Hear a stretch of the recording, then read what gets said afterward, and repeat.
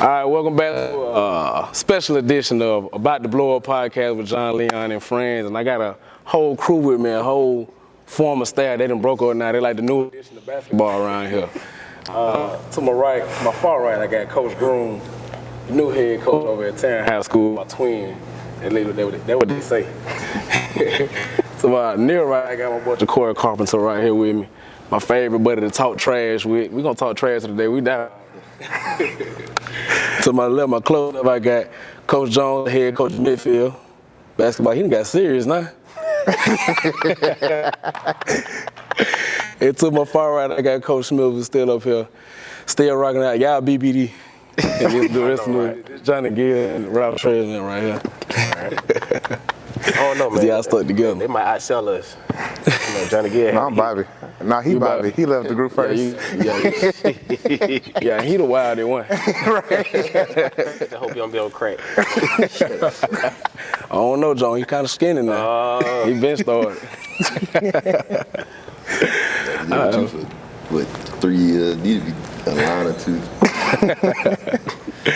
So we're gonna start the way I introduce y'all. Coach Groom, how you feeling today? I'm pretty good, man. I'm pretty good. Glad to be here. Appreciate the invite as always, Coach. And just glad to be here with my guys for the first time in a long time. Jacoy, how you feeling? Cool, man. Can't complain. Just glad to be back around my boys. Yeah. I ain't even know your school. I don't know how to say y'all. Y'all got too many A's in y'all name. Alabama Aerospace. Aviation. Alabama Aerospace Aviation. Bessemer, Alabama. Yep. My bad. Coach John, how you feeling? Blessed, man. Blessed.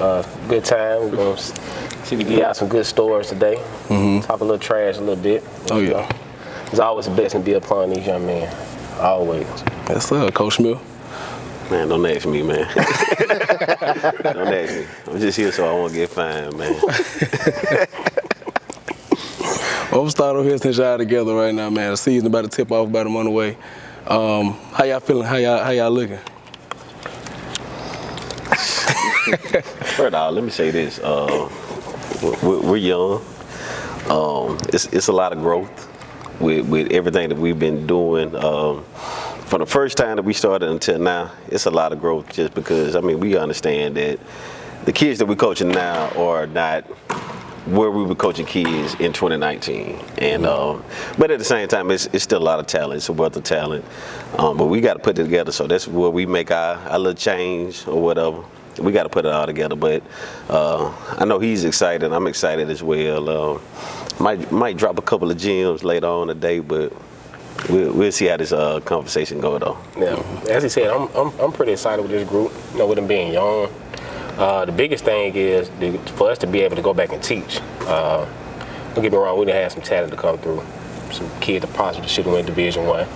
Some kids that can absolutely just flat out and play. So a lot of times where it could just be figure it out, they'll go out there and do some stuff that make us look good, but we didn't have anything to do with it, just that guy get the talent.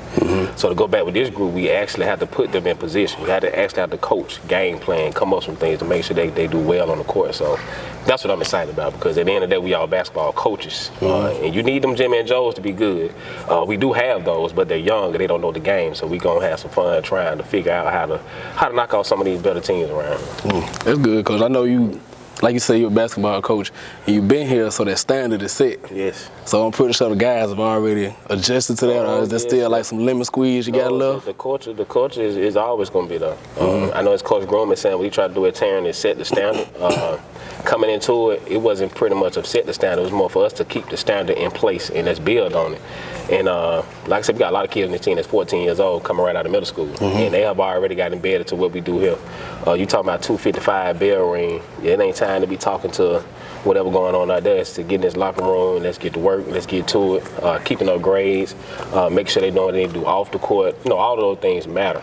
And for us with the culture, they done bought into it. And like I said, it's pretty exciting. Like we got a whole day playing out tomorrow that they gonna be in here doing some things in this gym. We gonna spend the night and we gonna be ready to roll 5 a.m. Oh yeah. Jacoy, how you feeling about your guys over there at Alabama Aerospace Aviation, Alabama High School basketball? I think we'll be all right. We young. Like I say, my situation is a little different from others because I'm building something from the ground up. So I'm learning a lot. So I think we're in a situation where we all learning together. Especially being young and trying to figure a lot of things, get kids in, and there's a lot of stuff that I wasn't prepared for because of just situation. But now I'm starting to see it, so I'm really just gonna learn. I'm really being a sponge, trying to figure it out. But I think we head in the right direction. Like small things. Like right now, I'm just trying to create a culture. And like for example, I just come in with their old school shirt on, so flip it inside out. Just small stuff like that. So I can kind of build off that and see where we can go from there. But I think as the season wise, I think we're gonna be okay. As long as we move up, just move the needle a little bit day by day, we'll be all right. Progress. Coach Groom. Well, this is my first year as a head coach in any situation other than, us outside of summer basketball. So I'm excited about the process. I got the job late. So, the summer. How'd you get the job, Coach? I got the job, well, of course, Coach Anderson right here reached out and put my name in the hat and said, if you come interview, I think the job could be yours. I didn't know if I wanted to do it, and I still had my heart set on being here, to be honest. I didn't know if I was ready to be a head coach, but I'm in a position where I am a head coach now. So, like I said, I'm excited about the process. It's been a fun process. It feel like I'm starting over, like my first year with Coach Jones and Coach Smith over there. Felt like we was trying to build something and trying to put something in place. And my hashtag is set the standard. And contrary to popular belief, tan is not as bad as people make it seem. I agree. It's some athletes over there, and there's some players over there that want to learn. And I've instilled, 7 days a week, we in the gym grinding every day, no matter what time. I've been in the gym. I was in the gym this morning, with the guys. So I was practicing. Working out. Oh, okay. We're doing our 30 minutes. I'm trying to figure out the practice. Why I tell you, boy? We'll get this thing started early. I might drop some gems on YouTube. But just being in the gym with the guys, they're hungry and they want to be taught, and they've become accustomed to what I've been teaching them, and I'm excited to be with them. We start the season early at the end of these guys, November 10th, and I won't probably get my football players back, my rest of my team, until November 4th. So I start November 7th. Oh, that's right. You do start early. Well, they don't have a football team. Y'all got a football team over there? Nah, Okay. They flying planes. You ain't had the Alabama Aviation School of Basketball, but basketball does it. That's all they got. But so it's gonna be a learning curve, especially for them. Just trying to break some old habits. But I'm excited about the process, and I can't wait. So, which I'm gonna stay over here real quick. Y'all left the midfield staff and just walked into. Well, not walked into, but you guys earned your own head coaching positions. First job out of midfield, you got head coaching jobs. What is something that Jones instilled in you guys that you are taking with you? And I know you're not gonna give away too much, but it could be from a character standpoint or coaching, whatever. What's something that you're gonna take from him? He right here, so let's give him a little bit of his flowers. You want to go first? I'll go first. You pay that. I know the main thing was to build a relationship with your players. One thing I quickly learned about Jones. Whenever we go like scouting somewhere or go, play, he always have the better players in his car and the younger players will be in my car, Coach Smith's car. And so that's to build a relationship with guys. Now, he always say, I don't play favoritism. Yes, he do. Oh, I do. I don't play favoritism, but I do. He do. And just to build a relationship with the guys, stand on your own 10 toes. Stand on what you say. Stand on what you believe. Every year he had the player sign a player contract, and he abides by those rules and what he sets for our program. I can give a great example. Hueytown, 2022. We had players who, 4 starters who flunked the drug test and 1 who didn't come to practice that Saturday. And so Shelton was coming to see 2 of them. And sure enough, we got into the game. Coach Jones said that Sunday, they're not starting tomorrow. And this is against Hueytown, against a powerhouse Hueytown team with Corey Stevenson, and they're not starting. Sure enough, we get to the game, we had Shannon by herself out there. And I can picture Shannon now. What am I gonna do? What am I gonna do? and a Young Money out there getting triple T trapped and all that stuff. And we were missing layups. But I remember that because at halftime, I forgot the coach's name at Hewittown. Burns. He said, I don't know what's going on, coach, but I respect it. And that's what you gotta. That's what Jones. That day from that stuck with me. Nobody's bigger than the program. No, not one player is bigger than the program. Corey. So one of my biggest things was just having the guys around, like being around 7 days a week and committed to it. You know, like matter of fact, it happened yesterday with my guys. I called a workout, and I only had one to show up. I could have easily just got frustrated and said, you know what, go home, don't worry about it. But I remember just being around, being there. I still got some work, so I feel like we got better that day, even though he got better. And so what Jones did there, because in Smithfield, they always be on my butt about just being around court, like where you at, being around. And I mean, of course, I was young at the time. I really didn't understand the purpose of it. Like, bro, just chill, you know what I mean? But just being around, creating that bond, having them working every day, like it's gonna show. You know what I mean? It's showing with us now. Just the weight room, like my kid's body just being consistent in there every day. I'm starting to see them look a little better because they're doing something every day. Even their game are growing. A lot of them they don't really know the importance of being around. You know, they come up with every excuse of why they can't be there. And you know, what I do is just try to figure out a way so they don't have an excuse. And so now they're starting to get that, and like now it's like second nature, and we like a family every day. You know what I mean? And that was the biggest thing here when I was here. Like, man, I struggled. Like just being here every day. It is like, bro. Used to be late. Oh yeah, I did. You know, late or Like how late? Like every day. Like 2 hours late, 1.5. Showing them right before practice. Hey, don't be here. Just be Ooh, the second year. you know, Life, man. Life be having. life, you know what I mean? Just young and trying to. I'm at the UAB game. I'm finna be there in a minute. Like, I mean, it's just one of those situations where I come in here. And one thing about it, man, I can tell them is when I get in here, you know, they go in there, practice going or something. Just get in where you fit in. Don't come back to no questions.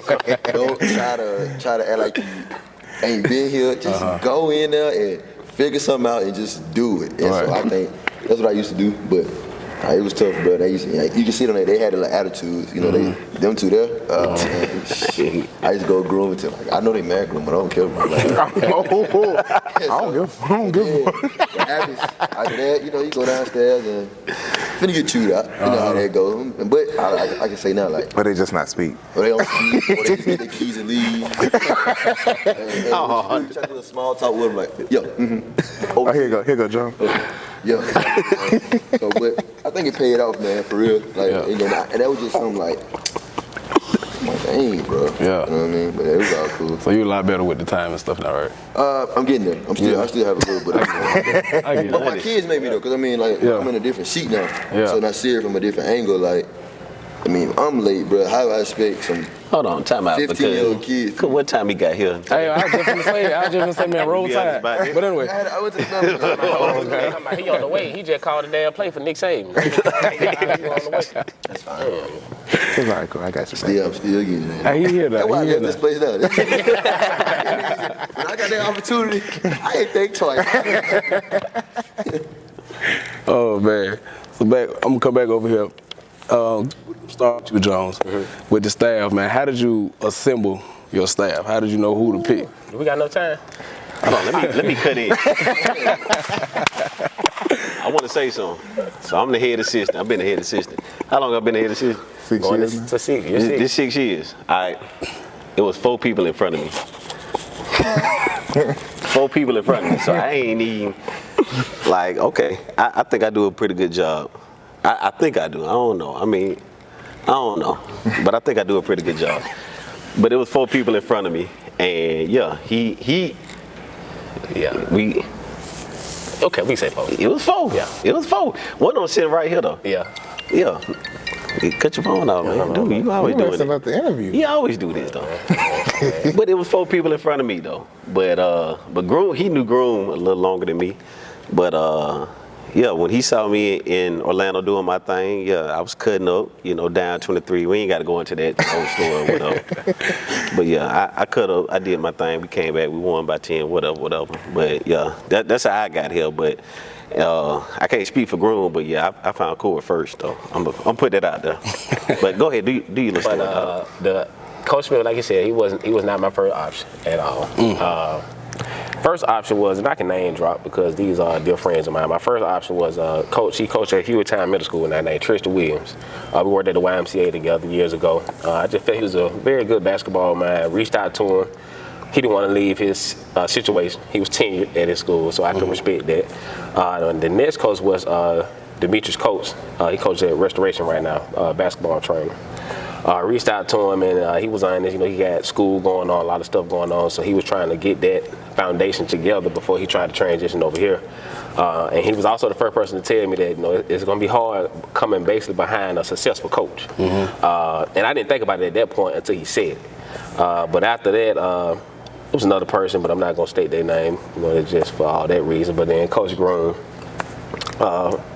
for those reasons, just because I know him. But who's to say that Groom was ready to be in the head assistant role? Because I had just left from it. And when I'm envisioning of what I want from a head assistant, it was like, well, shoot, I don't know if I want to put Groom in that situation early on, so let me still kind of look.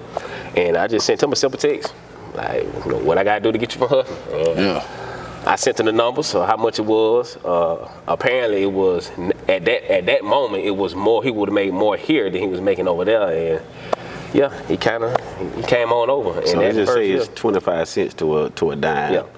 And Groom was a little upset. Don't get me wrong, he was upset. But I'm glad to say, Groom decided he made that decision not to transition over to Pinson at the time, and he stayed with us. And that first year, it was a roller coaster. We went through that year. We had some ups and downs, some lows and lows. But then the next year, we revamped the whole thing. Because basically we were trying to do what was already set in place. So we had to come up with our own plan. Let's get our own identity. Let's keep the same culture, the same standards, but let's put our own spin to it. So we all came together. We said, okay, well, we need another person. And obviously we need somebody that's young. We need somebody that's going to be able to do all the skill stuff. I mean, I could do it, but throughout the season, I'm more focused on what we need to be doing in the game. I'm not really worried about the skill development. I want somebody else to come in and take that time slot. And Corey, believe it or not, played with me years ago. We're talking about years ago. But Corey has always been doing his thing as far as himself, as far as recreation, AU, and all those things. I always kept an eye on him. And the whole time we looking, who we gonna get, who we gonna find, or whatever, Javen comes and say, well, Jacor. I said, man, you think he really want to do it? I said, well, I'm gonna reach out to him, and didn't know his name. I said, your boy to be doing the thing. So, so I reached out to him, and I mean, it was simple text. Hey, you want to come over? I just want to let you know it's a lot. It's a lot of commitment. It wasn't a simple. It wasn't a simple text. No, it wasn't. Please tell the truth. Please tell the truth. It was not a simple text. That man texted my phone. Matter of fact, I ain't got my phone. Hold on. Let me see if I can pull it Go up. to Messenger, and you can see it in there. Let me see if I can pull it up, man. Let me get past it. Because I sure told him, I said, man, look, the coach in here, man, he kind of doing his thing. He young. My bad. I see it on his face like he young. I said, well, he kind of carry himself I clicked on my own. just a little bit older than what he looked like. This boy here. Please. But I was like, man, we need somebody though. Hold on. I got a text from 2012 we're in trials. My mama said I can play. Boy had bad grades. 2012, boy. You should come to this field, wasn't it? Man, Nah, it was AU. Oh, okay. All right, so look, this is exactly what I said. I said, you trying to coach, I need someone that's young, willing to learn, do the little things, can be on time, and committed to the grind. 7 days a week, freshman, and coach the freshman JV team. He said, okay, what's the times, and we trying to get started. I said, He asked what's the times, yeah, too? he said, what's the times, and we trying to get started. I said, get started with a question mark and a laugh out loud. I said, this year round. I said, we start in February, but out of school, 3:45, 5:45, right now for conditioning. Monday through Thursday, come by the gym tomorrow, and we can sit down and discuss everything. My boy said, perfect. I get off at 3:30, work on Lakeshore. I come there when I come home, all this stuff. That whoop conditioning, come tomorrow, begins at 4. Bit. Hold on, let's stop you right there. Just stop him, yeah. So, he said being on time, right? Mm-hmm. So I get here the next day at 3:45 on time. I go upstairs. There's no Courtney. There's no Jay. It's just me and some basketball players. Hold on, what? So they looking at me like, who is you? Like, you who? Like, you know, I'm out there looking I thought you was a trainer first. right, like that. So I text him like, where you at? He's like, oh, I'm running behind. Go ahead and get him started. So I'm like, okay. I don't know none of these young men. They don't know me. They probably want to slap me. They ain't gonna listen. So, I mean, of course, you know me. I kind of let them know who I was, introduce myself, and we got going, you know. And then I'm looking. I'm like, I don't know about this. No, they don't look good at all. I mean, because you got to think the football players, peeing was out still over on the there. football field. So only person was there was DeMar, and I'm just like, he didn't look like nothing at the time. And what year was this again? It was 2020. 2020. Well, 2019. 2019 at the time. But So I'm just like, I'm gonna work him out today, but I don't think I'm gonna do this because I mean we didn't. What look he like don't that. what he don't know is this though. I had already called Javen and told him this. I told him to be over there at such and such time. I already know we ain't gonna be over there. I'm just gonna see what he gonna go in and do. And I mean, listen, first interview, he was live on the point, your internship, and he did a hell of a job. Yeah, it was Oh, pretty- word. So y'all were late on purpose. Oh yeah. Nah, I don't believe that. That's a good way to cover it up. But He was late He was late on purpose. I was still working in the He was still working at transition the dope. I mean the food.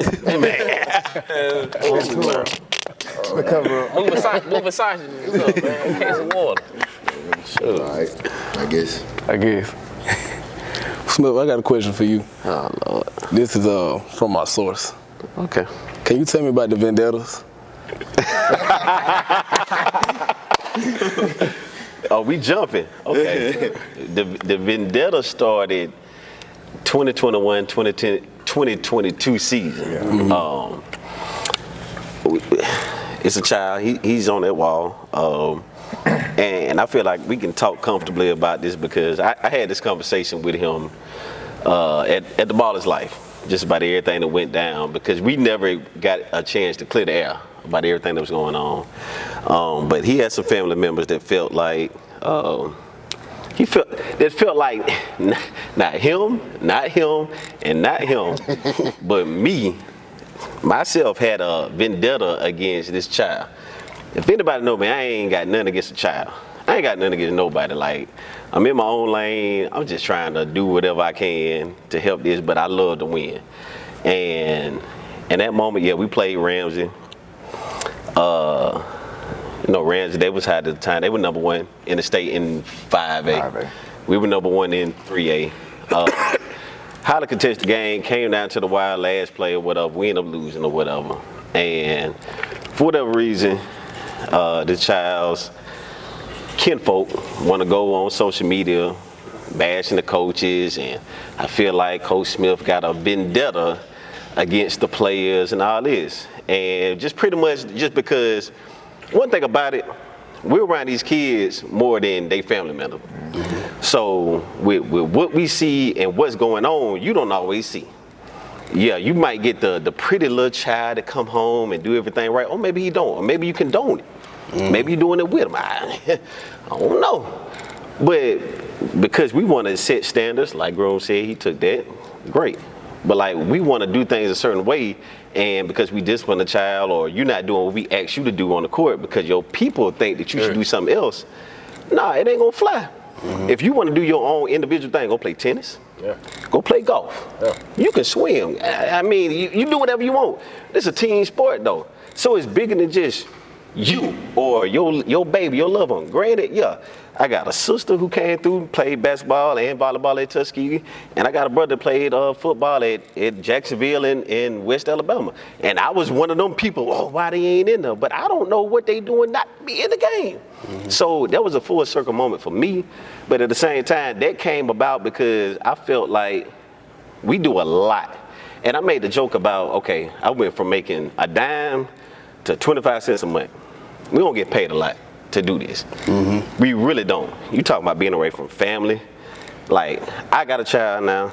I'm trying to run a family, and it's not easy because we're around these kids. And they seeing it even more now. They were seeing it then. But now it's like your face in the front. I can always hide behind them if I want to. But it don't happen that way just because of my vibrato on the sideline for what I do and all this other stuff. Like, I can't, you gonna know, like, that's Smith, that's Smith. So I can't hide behind those things. So that Vendetta's thing came about because y'all feel like we got something against the kids, but we trying to put better into these kids that we felt like, shoot, you ain't doing. Doggone it, like we doing all these things that's not going on with this child. So yeah, like it ain't no love lost with the child. Like granted, if I call him right now, yeah, he'll pick up and we gonna cut the buck or whatever. But that's just what it is. But that Vendetta title, like it started right there because y'all looking at one thing, we looking at another, but we still trying to put on for your child so he can just not appease himself and not appease us, but you as well understands that it's coming from us. So that's what that came about. Oh, do I need to pull up the receipts? Oh, I don't need no receipt. No receipt. No receipt. You keep receipts now. Hey, it's 2 years past. I mean, might as well. You keep receipts. it's there though, but nah, we ain't even got to go there. But it's all good though. Yeah. So from there on, we just always titled ourselves as the Vendettas, and it was a good little run. It might have been what 3 months, 3 if months? that, 2 months. That thing still is the Vendetta. That group chat still say. The Vendetta. Yeah, it still say. Death row.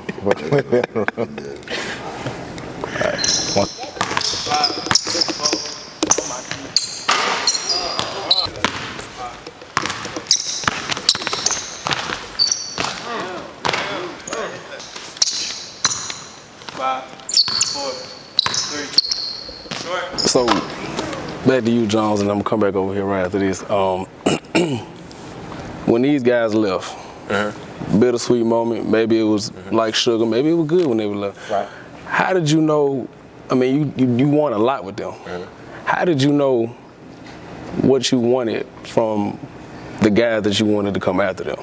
How did you know, like, okay, I got what I got from Ja'Cory, he brought that energy with me. I got Groom, he brought the experience and the knowledge, he knew the game. How did you know, like, how I'm gonna find somebody else that can fill in those shoes? To be honest, I'm still learning that. Still learning. To be honest, I actually need to make a call to a coach on the east side.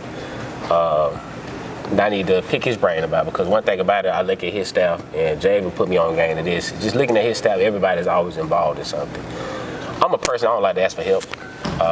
I mean, if I got to move a house by myself, before I ask somebody that I'm not cool with, obviously I ask nobody anything. But if I probably really be out there trying to figure out how I'm finna move a house by myself, because I just don't like asking people nothing. You good, Ja'Cory?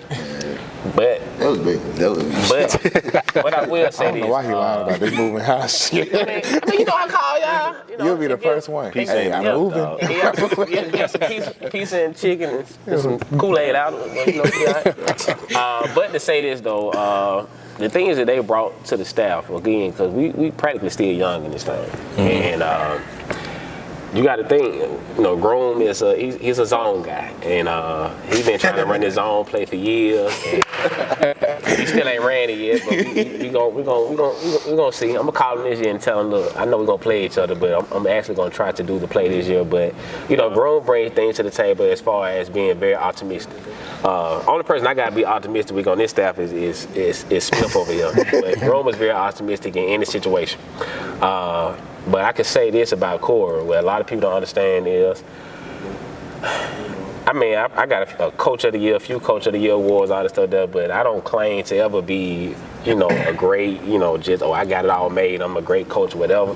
As Grown said, you know, I'm a people person, I'm all about player relationships, and I feel like, listen, if this kid can take your best player, we finna do it all night till you stop it. So my biggest thing was always just like, we finna get down here, we get to the cup all night. I think we got splattered by Fairfield in a game, got blew out. We sat downstairs all night. We trying to figure it out. And finally Corey came out and just said, well, John, you might need to like revisit some other things. Like you just can't just tell Pig or DeMar to get the ball and just go to the goal. Like, they sent on that. And that helped me out so much because I had to go back to the drawing board and figure out, okay, I love dribble drive, but now I got to throw another wrinkle in there, how to get my players involved into the game. And I tell him all the time, like, you don't understand, like, we might not even be sitting here today or being the Vendettas or being this decorated group of coaches if we don't make those changes, because obviously we don't go on to win championships out of championships or be in the line, like to do all the things. Just from that simple, well, coach, let's think about this or whatever. And working for me, I'm not gonna say it's easy. It ain't hard, but I'm a person that just, listen, if you can bring something to the table, bring it. You know, I'm not a micromanager. Like all three of them can tell you right now, listen, if it's gonna work, let's do it. I mean, you could have played 2K last night and thought on the game that I was running this high screen and roll in player mode or whatever. Well, let's see if it's gonna work out here today. Because if not, then don't worry about it. But I mean, it is what it is. And trying to find somebody to fill their shoes it's been bad. To be honest, the reason why I'm struggling now trying to even think about bringing in another coach is because I brought in some coaches last year, and they didn't bring in the work that they brought, and that's a problem. I feel that we might can get over the hump against a very good Plainview team in a championship if everyone comes committed. And I feel like I got burned in that situation. And like I said, I don't feel like they put in the work. Like he said, 7 days a week, time committed. You got to make sacrifices. Sacrifices were made. You wasn't here 7 days a week. The one that could have been here 7 days a week wasn't here 7 days a week. And we're talking about we in the middle of the Final Four and we need to be trying to scout teams, recruit, burn the midnight oil, and we got people like, I need to go here and do this or whatever. I just be there the next day. And okay, I feel like me and him got some type of superpower. We'll put it together, which we did. But at the same time, it shouldn't have been that way. You can't tell me these two people right here wouldn't have been right along the way. What we got to do, Jones, or whatever. Corey been mad. I probably been pissed off at Groom because he probably somewhere taking his time or whatever. But they would have been there. They would have been there throughout the whole season, just picking brains, going on scouting trips, or we got 2 games to scout tonight. Wilders going the same game. Well, 2 of y'all can go there, and me and him go here, and then we'll figure it out. Or if it's 3rd game, well, Corey might be late to the game, but he gonna tell me something about what he saw in the 4th quarter. Or at the end of the day, we had an argument about him about he just want to look at stats. At least he gonna be able to give me some numbers about the team, like. And I still feel like I won a debate. Didn't win that debate, man. So, no, let's talk about that. My message was to them that I'm not finna go sit up here and watch no game if I don't know what I'm watching. So I'm gonna go look at the stats first. So if they got a shooter that's shooting 15 shots a night and he go 0 for 15, obviously he can make a shot. They trust him. So let me go check that number and see who's who, and then I'm gonna go watch. They wanted us to do? Go to the game, just watch. But see, I think the argument was, I don't think the argument that said, because I don't think you said go to the game. It was a matter of we going to watch the game. He was saying he was just going to watch the stats. So again, like you just said, perfect thing. If a kid shoot 15 threes, obviously, he might be the shooter.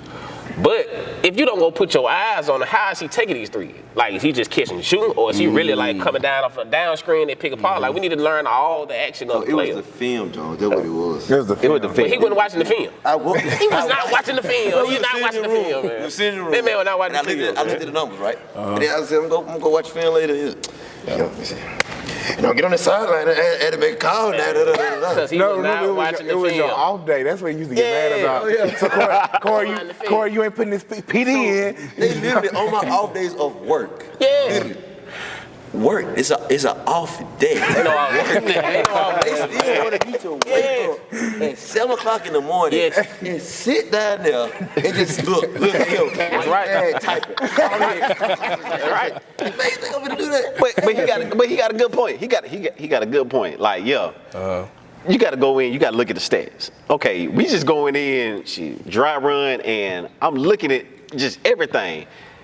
To his point, okay, who had a child that he hoisted up 10 threes a game, and he made about 3 or 4. But I'm just looking at the fact that, like, well, how's he get them off? But at the same time, if he didn't put in my head that, this is the guy that's getting them off, we would have never known that he's the actual shooter. The whole team was shooting. Everybody was jacking up threes. I think they got up with like 20-something threes a game. But he was the one that was making the threes. Scott. He was the one that was making threes, so we was locked in like, okay, well, how can we minimize his threes? Not saying give everybody else their threes, but like, how can we put all this together? And that's what they brought to what Jones was saying. That's what he brought. Like, Groom gonna give you all the analytics, and it was a beautiful mess. Because regardless of like how we felt, okay, you gotta be here and you gotta be on that laptop and all this other stuff. Well, guilt plays a part in it too, because if he coming in late, one thing about it, he coming in with something. If he just looking and it's just like, well, at the end of practice, damn, bro, what you got? He giving us something. So like that was the reason why, like, that's the reason why we're doing this podcast. It's a beautiful mess because everybody's giving something, regardless of whatever you got going on. Other than when he said that we were just gonna walk in the gym and the team was gonna be intimidated. Man, oh, they intimidate. We just gonna intimidate. We just gonna intimidate. We gotta watch no film. We just gonna walk in and intimidate. Who the hell we finna scare? Like the Steelers 6-2. We finna scare. Come on. What team was? Hey, dog, I don't know. Who was finna grade to play? Section, I think. And get what happened? And we lost. And look what happened. We lost. Yeah. Yeah, but One thing about it, bro, we had some kids, bro. It was nice, bro. And the thing was, you know, me, I'm the young one. I'm like, bro, Coach Corey, we ain't finna win. I'm nervous, Corey, we this and that. Man, y'all don't shut up, bro. Y'all know I got in the locker room. Bro, they had Pig, Shannon, DeMar, Woody. And they had DeMar. We didn't have DeMar, but we had a Dalvin, like a shooter. So it's like, man, it was a talented team. So it was the most talented. Yeah, roll the ball out, bro. Let's do it. What year was that? 22. 22. Yeah, I think they was most talented. That was the most talented in my team. Well, I'm gonna say this. I don't know, Jones. That 21, they was talented. They just had to figure it out. With DeMar that year, they just had to figure it out. But you gotta think though, with 22, what happens is you got a killer that has been here, who was a great piece that could have easily started. We brought him in on the bench. Regardless of how we felt about Pat, going back into it, there's plenty of stuff we could have did with Pat, with that group. And then you gotta think that 22 team, it's still the same Dalvin Dawson this year, too. Like that we just, I know for me, slept on him a little bit or whatever. We just used him for a little. We need 3 game on the line. Let's put him in. Compared to what he had to do in 23. That team, man, was by far the most talented. I just think that, again, like we always say, leadership was a role on that team that was unfound. And we made a lot of decisions. And as I always say, a team where a coach has to make all the decisions will never win a championship. That 21 team, DeMar Wesley Jones, okay. We ain't got to talk too much about it. Go ahead. But to what you were saying about that, the reason why that got as far as it did, because granted, like his shining moments in that season in 22 was saying, I'm looking down at this bench, I see what's going on the floor, I know what this kid can do, because he was helping coaching JV, Dalvin Dawson. He was helping coaching JV the year before, and he's seeing that, okay, this kid can come in and make this shot. Yeah. Whereas me and you, we already just looking right here, room looking at the stats, and he brought the kid off the bench, not just once, but 2 times to where this child makes a game-winning 3 right there against Winona. And Hueytown. And then at Winona, I mean, the child ain't touched the floor. Like, I think he got beat on the back door or something like that. And he brought him in to say, like, I think he could do it. But the other crazy thing is, it ain't just because he said it. Shoot, I trusted him. I'm gonna bring it to you. And shoot, and now he in the game. And not only did he make the shot, but at the same time, he went back on defense. And he showed us that he can play defense as well. So, I mean, a lot of those things, man, like everybody doesn't see that. And that's why I always like try to give them that credit, because they feed it to me, and I'm gonna try to feed it to them. And it's the funnel system, as we call it. Like, and it has to be that way, because he got a lot on his mind. We always had these conversations about just anything. He got a lot that he's looking at, and he has to make certain decisions based on his role. We looking at certain things, and then they bringing certain things to me. That's why it worked. But at the same time, if they didn't put in the work, I never would have trusted them. But because they did it, then it was just like, all right, we'll roll the dice. And I take whatever blowback, and I always say, I'll take the blame. Like, granted, I ain't the head coach, but like, I'll take the blame just because, all right, whatever. I messed up. But at the same time, like, that's why they were so great as well, and that's why it worked, though. And speaking on that staff thing again, what a lot of people don't know, I run like a football staff. And I heard some coaches complain about it, but it wasn't a problem when I was doing it with Coach Barber. And that time I checked, he future Hall of Fame, he won a lot of games, a lot of championships. And I called defense for him, emphasis on offense for him, made subs for him, and all these things there. So once I started doing it, and I made it known, because one thing about it worked well. Like, they 2 head coaches now, and he definitely won. But when he get ready to leave, I'm gonna cry.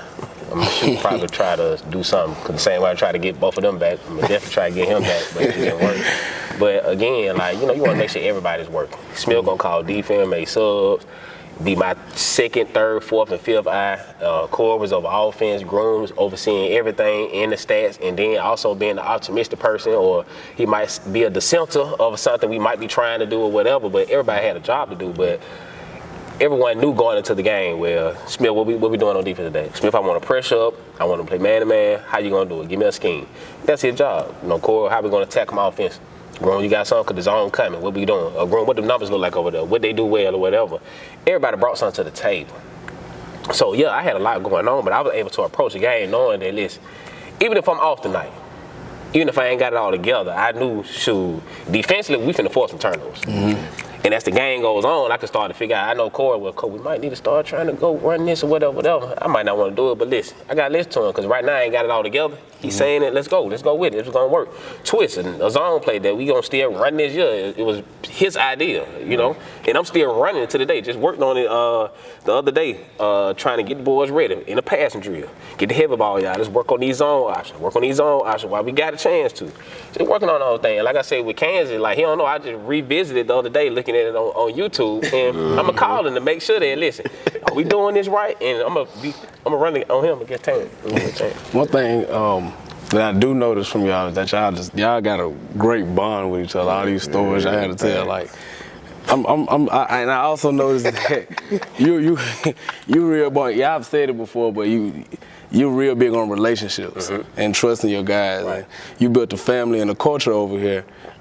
It made me want to build up an appetite of just, and I know, like, I want some Popeyes right now, and just cut some music on and eat some Popeyes, kick back, have a dance battle, bro, with some of my guys, with my football team, man, and that sound for me.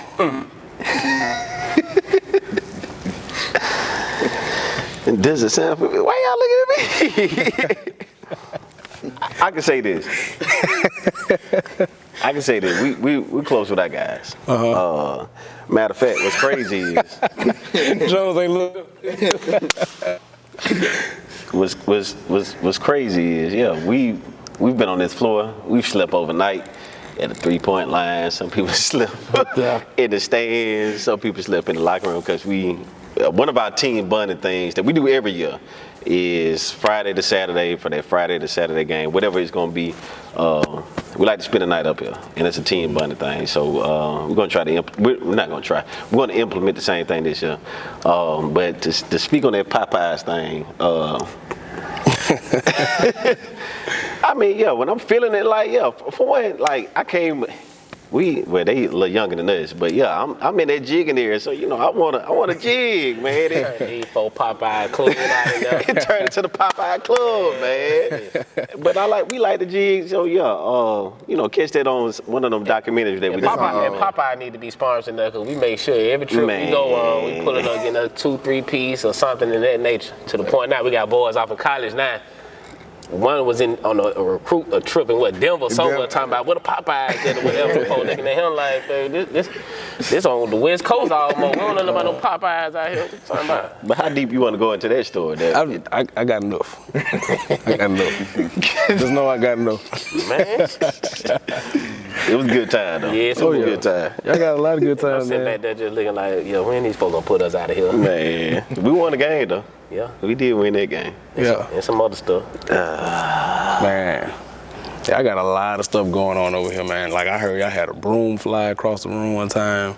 I heard a bucket got kicked. Broom bucket, a water fountain, I believe. Water fountain. I Oh, heard that water fountain, We that gonna was speak on that water crazy. fountain. We gonna speak on that. Let's talk about this bucket. First of all, okay, let's go a bit. So, yeah, Hold on, this is my story. we had some stuff going on in the game, and yeah, we You got to give me a year. Yeah. 2020. Was it 2020? That was my first year here. Yeah, His first 2019, 2020. Corey about to quit out of the game because this probably like his first little. Yeah. That was the lockout game. Yeah, so we played a game. What's it, best before we got embarrassed. Standing room on the pack, get embarrassed. Woo, woo, woo. So we get to the locker room. Now this is real quick. This is how optimistic John was. We gonna win tonight. It's packed. We gonna win tonight, man. 26-7. Well, what made me finna quit was because at the time, in my head, I knew we was young and we didn't have enough to get it done. And so to see like the way he was reacting to the game, I'm like, hey dog, like, yeah, this man is crazy. Like, something wrong with him for real. And I was like, this may not be for me, bro. This may be my last. All I can remember was, I don't know, I don't know, some stuff in that way right there probably got thrown or whatever. But yeah. I know for a fact I can remember being in that hallway before you walk into our locker room.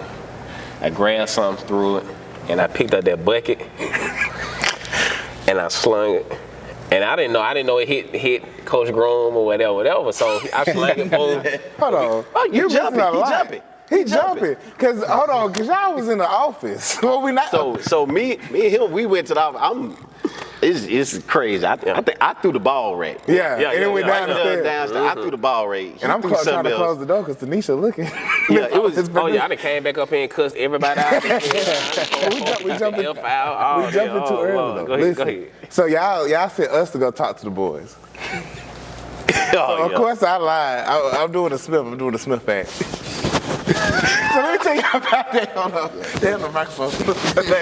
So Smith, this summer before, he was lying to the boys, whatever, saying that the doctor said he couldn't coach no more. Don't forget this boy talking about his enzymes. Though. Talk about that. Groom. Yeah, just take it out. Yeah. Yeah, I'm just holding it right here. So he was saying that the doctor said he couldn't coach no more because he was having heart conditions and all that stuff. His blood pressure was bad and all that stuff. So I just took his page out of his book. I said, man, y'all ain't finna kill me, this, that, and the thing. Tell him. Whoa. This man told me, you know, I'm new, bro. Like, so I'm really trying to figure this thing out. Like, real talk. So this man sit there, he's like, I don't know. I was in the hospital. I was on my last leg. I was there, I was saying, I was finna die. And so in my head, I'm like, hey, bro, I'm really sitting there. Hey, I'm not feeling out of basketball to kill me. I'm not feeling it. I had to see the hospital, so let's get done talking to him. I'm like, hey, bro, are you straight? Like, he tell me, cool. No, I'm fine. Nothing happened. I'm like, this man is saying about he kid had me thinking that he really sick. Okay, then Jones ran in there. He said, hold on, Coach, before you keep going. Before we stop, he said, hold on, Coach, before you keep going. And like all of a sudden, I've seen Jones black out before because I've known Jones since my brother's a 9th grade, since 2013. Yeah. So going on 10 years, Jones been one of my close friends. I've seen him black out before, but this time I just seen like a blackness coming in. It wasn't red, it was black. And he just started throwing stuff. So I kid you not, he go to throw in the bucket. And I say, damn, the bucket goes so and it hit me like this, so I'm just standing there. He hit me like that. And Corey over there. He comes in his mouth. I said, Corey.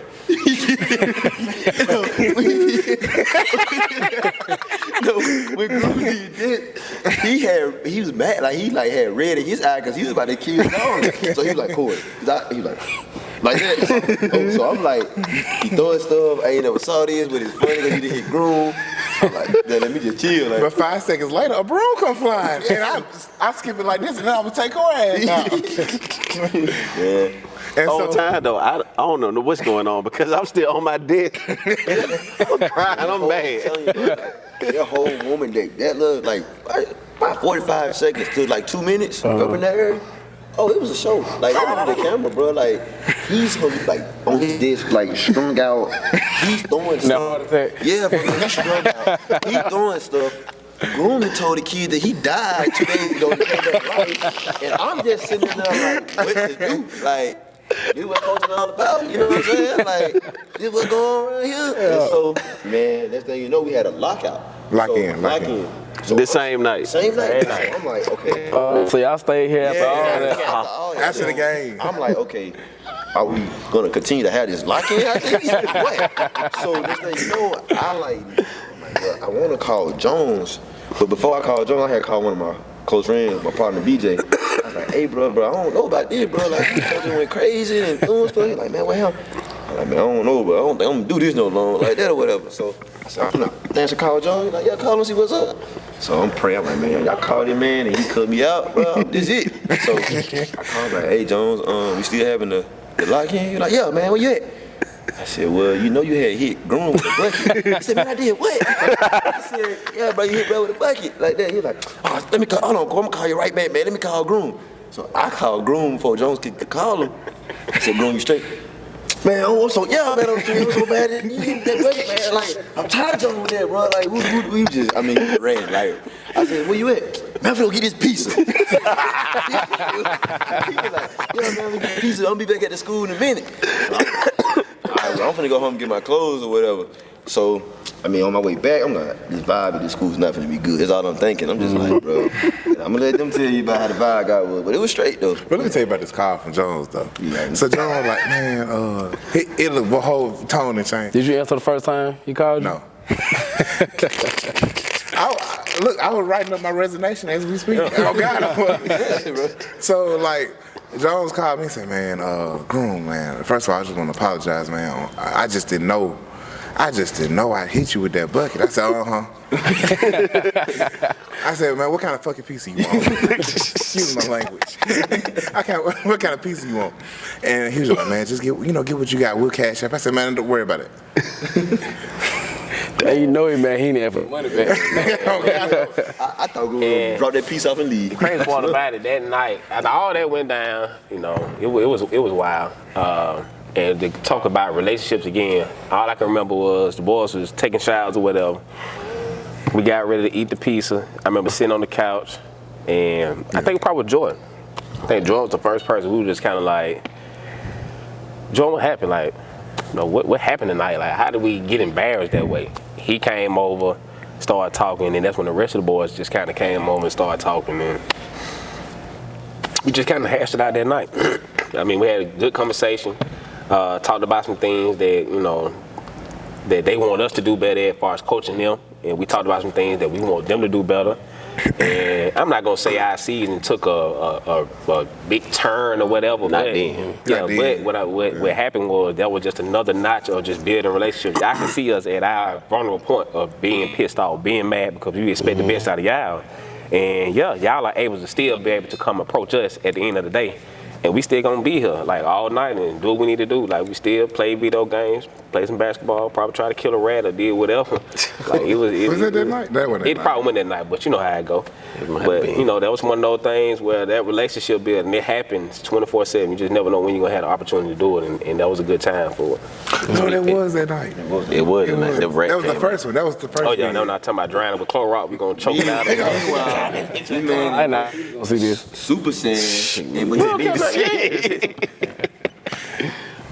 But that, yeah, but just for what he was saying and what Groom was saying about relationships, the same child that was in there grabbing that team together never won a state championship with this team. Yeah. But that's my barber now, which is crazy because I went from paying them $5 to $35 now. You know, you catch him, you know, at Superior Grooming or whatever, plug. But yeah, that's how all those relationships came. But yeah, that wasn't a pivotal moment. It was a little moment after that.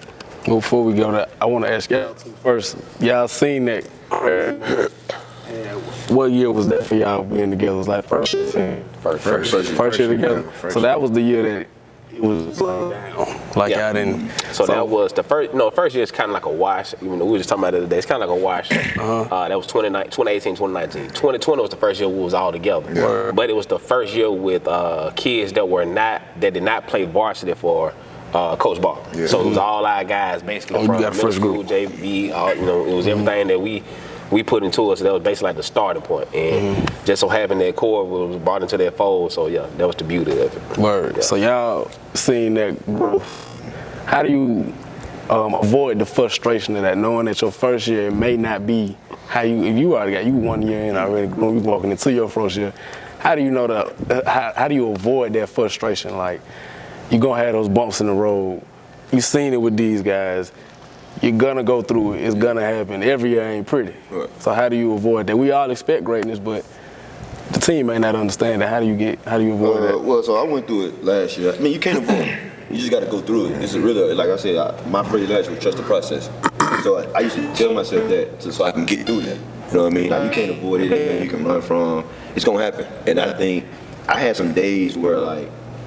Because, I mean, like, a lot of people, you know, this was my first year, they was checking in on me, you know, seeing how it's going and things of that nature. And so I used to get so frustrated because, like, bro, like, I'm getting beat. And they asking me, hey, did I win? Did I win? Bro, no, we did not. Stop talking to me. You know what I mean? And so I think what you have to do is just find small victories in every loss. You know what I mean? And so what I used to do is like, I'm telling you, like, for example, bro, like, if we do a 2-3 zone, if we go set up right, I was happy. Like, you know what I mean? Or we make a jump shot. Like, I'm like, good job, you executed the play. Cool, don't look at the scoreboard. You know what I'm saying? But, of course, coming from over here, winning culture, we won, we was on that high. I'm still battling because I'm like, bro, like, you know, my God, like, what are we doing? And so I think you just gotta find small things and just be happy with that. And then just, you might have to turn your phone off. You're gonna have to. You're gonna have to do something so you can just keep your mind locked in on what you're trying to do. Word. All I saw was you right there.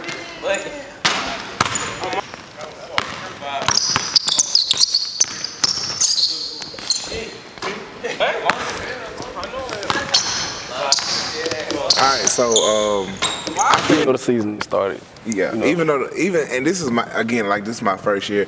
So I remember our first year together. And so that's why I always so optimistic with you. Like your first year is not going to be great. Especially when you having to build with players that's not your players. You know, you're leading somebody else's program. So once you get those guys that's your guys, and once they understand what you want and what's your culture, it's gonna be all right. But like our first year together, Man. I think we were undefeated in 2A, 3A until we got to Hansville in the sub-region. Yeah. Hansville in the sub-region. And the only 2 games we went out of conference was Bessemer City and Pinson. Yes. So, Which is crazy. Yes, Pinson was our Super Bowl win in 2019. And they did win state. They won state that the year. night. Yes, fact check that we did beat them that year. Yes. We did. And so, you know, you're looking at that, again, your first year is not going to be great. But, you know, like Corey said, you expect you praise the small wins. So like I was a big fan of Corey last year because Corey grew up last year. I enjoy being a fan, especially these two too, because they showed it a lot. You know, Smith would call me, Groom, what you thought about the game, this, that, and the third. So I tell him. Jones say the same thing. Corey, you know, me and Corey talk almost every night last year, and he was like, man, Groom, I ain't got guys that can make layups. And I'd be like, Corey, like, it's a process, bro. Like, you at the bottom. And, you know, that's how we was in the beginning. So, again, I've seen it. So I'm not finna be so down on myself. Again, I'm competitive. You know, I'm gonna want the best. But at the same time, I know what I'm getting myself into. I would never took the job if I didn't know what I was getting myself into. You know, I got to play them two, possibly 3-4 times this year, and they already talking noise. And We didn't start it though. We didn't start. First of all, before I got the job, this man talking about, well, Groom, you gonna finish second in the area? Yeah, y'all finished second. Y'all finish second in the area. That started right now. Yeah, I got it. And then the Smith was talking about our Wildcat last night. But I can say this though, just speaking on that, coming in, trying to build or whatever, and yeah, that first year for all of us. I was gonna ask you that too, because the Barber standard was there. Yeah, it was there, and you got to think, but everybody went east. That was the fans, the alumni, the players. Everybody went east. And Did you take that personal? Nah, not at I'm all. talking about like, is the fans even leaving? What I took personal was the fan part of it. You got to think, man. I used to have a conversation with our girls basketball coach every day about, I don't want no fan bus for the playoffs. You know, F them all, this and that, and that. They ain't playing, they ain't behind us, whatever. For the simple fact, we play an area game here. The night after we had just played Pinson, which is understandable. I know we gonna have the same crowd, but you know how the gym look now. This is how the gym looked. We played Holy Family. The gym looked exactly like this, but the only thing that was different was we was over there, Holy Family was over there, and there's 3 referees. It wasn't no cheerleaders, it wasn't nobody else. I think we probably had to get a JV kid to run the clock. They probably even bring the extra ref for the varsity game to come run. And this is how the gym look. And a lot of people don't understand it. They look at us now and say, oh, Jones, Smith, y'all doing it, woo, woo, woo. But hey, don't nobody We just remember. had a packed out Holy Family game. Okay. The past year. Yep. Here. That's But crazy. people don't remember them we was 3-9 going to Montgomery, and I never forget Ava come up to us. She was just like, "What's y'all record?" I think we was 3-9 or 3-12, and we were just like, "Yo, we 3-0 in the area, you know, whatever." And she was just like, "I can't believe, like, how do y'all still envision?" Because first of all, like I told Groom, is the first day you step on campus, It don't matter. You ain't got the Jimmy Jones or whatever. Like he said, set the standard. The standard is always going to be your best. It's always going to be championship or bust. You might not got the players, you might not have it, but it's more to it than just saying, okay, yeah, we're going to be the best basketball team, we're going to win a championship. When you go in that mentality of championship mentality, it's work ethic. It's what you're going to do when this game over with. How you going to condone yourself in the classroom, off the court. All of those things matter. So when it comes time for this, when you done did all that, when you done instilled in their mind that, listen, the only thing to beat is great.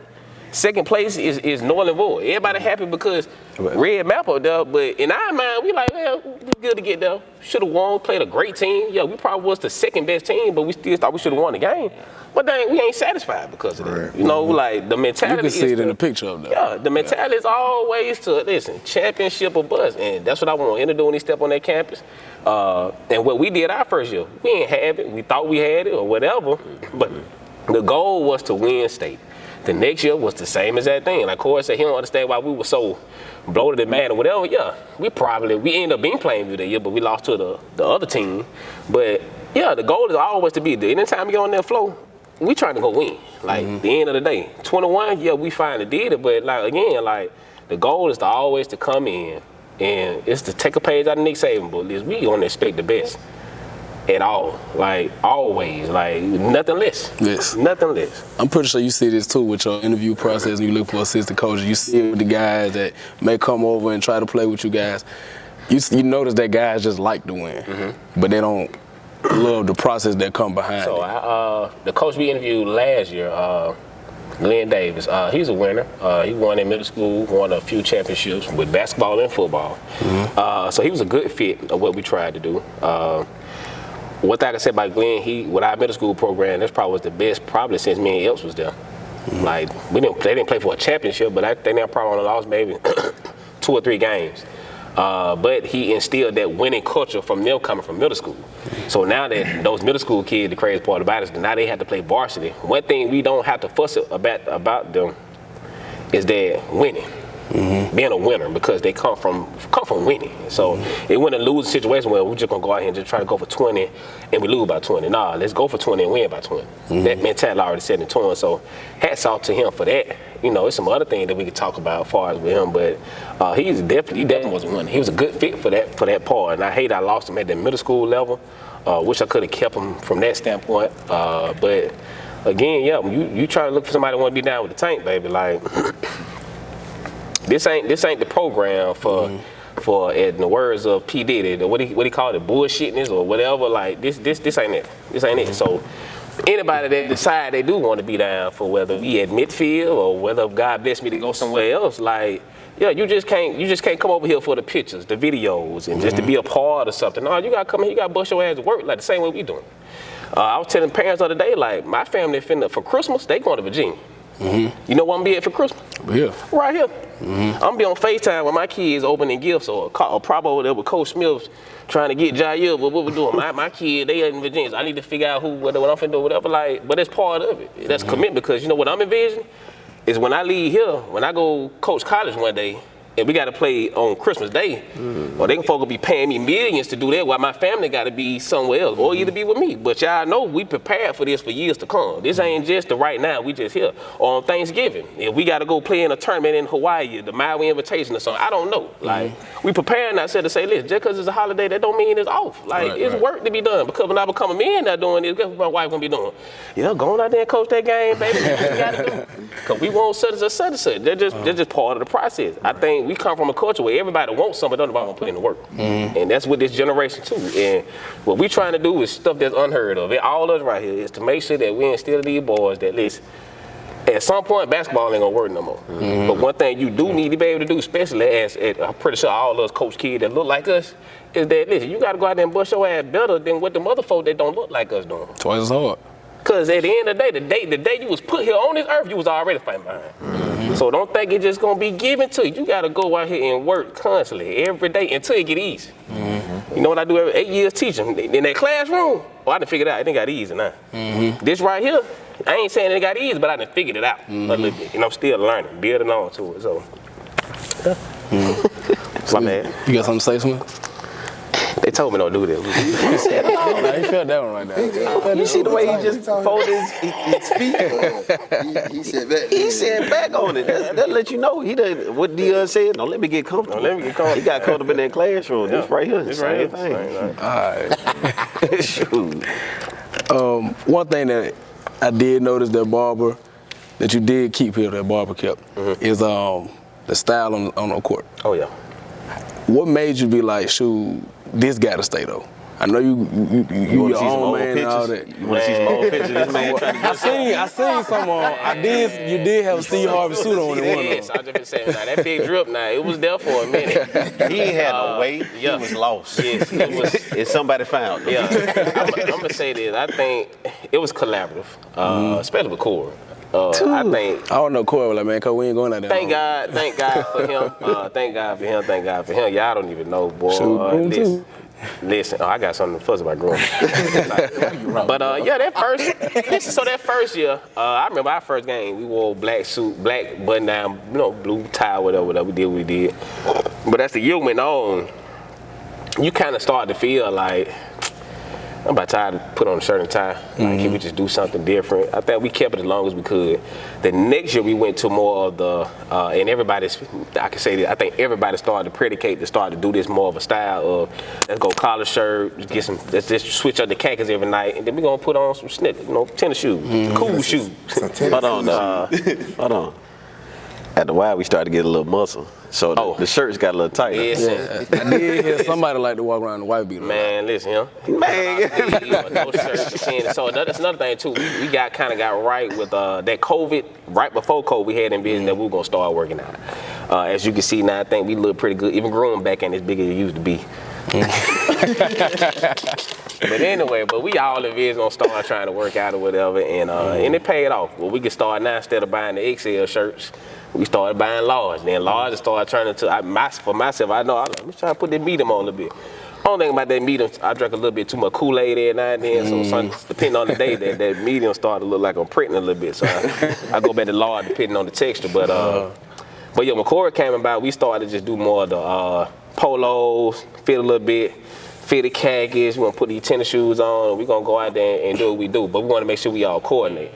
The thing with that is, everybody can do it, but listen, your body got to be a certain type in order to put certain clothes on. So we had to make sure that everybody's comfortable with some stuff. Like for me, we're gonna do a white out. I might wear all white. Smith don't like to wear white. So like Shamu. So we'll throw some adjustments in there saying, okay, well listen, y'all just wear the white polo, but wear the khakis. I'm gonna wear the all white. Or sometimes, like for me, I might be the head coach, but I'm a dominant person, but I know how to say, well listen, let me just fall back. What y'all want to do? Whatever. Nah, dog. The man told us to go with some gray pants. Oh yeah. Hey, Logan Ford, man. And so I'm like, I ain't got no gray. So I said, bro, you got some gray pants? And I think we wore it with this on. Yeah. So I'm like, I ain't got no gray pants. I asked James. James said, no, I'm not wearing no gray pants. He saying dominant person, he didn't ever ask us, do y'all have this? We gonna wear it. Oh, this man said, well, y'all wearing gray pants. So I'm like, I don't have no. I wish I had receipts. I don't remember just saying. Yes, You did. What a group me. That's what we need, the group me. It's in my old phone. I did, and I was like, well, I mean, I got my shirt. I'm gonna be cool. I put on some jeans. Oh, Lord. Javen had on some khakis. Groom had on some. Groom tried, but he had on some forces. Because I had on red shoes. And he had on red shoes. I was free. I mean, I was so free. I think that's probably the only time that Jones decided, well, I'm going to be this dominant guy today, and I'm going to do with it, and they're going to have to figure it out. That didn't work out. Yeah, he didn't want to sit with us that game. He walked off. He went sit on the girl bench. He went and sat on the girls bench. I had some cracklings. I tried to offer to him. He acted like he didn't hear me. It was all that kind of stuff, man. Yeah, that's all though. I can do it like, man. And then walked off. What game he thumb you down? Man, get out of here, man. Licked your nose. That was a couple games. EB session that we have. Oh, you gonna know it. You gonna know it. But the most important part about the attire, though, boy, was Final Four. Final Four. Good Lord. So we got the red jacket. Hold on, look. Red jacket. We probably still had a hard. Did we have a hard time finding red jacket? I think we walked in and got them. That was fine. Boom. No, one of y'all was trying to wear all red. It wasn't me. No. It was somebody was trying to It wear the wasn't me. Nah. You know, somebody. I said let you get the blazer. I said let you get the blazer. Well, we got the Like the blazers. devil. I thought that was smooth transition. It was smooth transition to groom. They had no shoes, and he went out there with his shoes were too little. They broke too. Yeah, and then another They are thing, broke, we in the they locker are. room getting dressed. This is how all us start. We get in the locker room getting dressed for basically at this point now the biggest game of our career together. We in the locker room, we getting dressed. Woo, woo, woo. I'm ready. You ready? Let go. You ready? Grown. Y'all button this up for me. I'm trying to. I said, go. We gotta get ready to go. Like the game, like they warming up out there. Y'all just go. He come out there late. Cause you couldn't get the tags Right there off late. and the 3 and all You that know how kind you of shoot stuff. too little? You can see the big part of your foot sticking up out the shoe. Yeah, slide on. See how you sit right there? That's how gross. He crawled the feet. He crawled to his feet. He over there, he mad too, boy. He over there mad, he pissed off.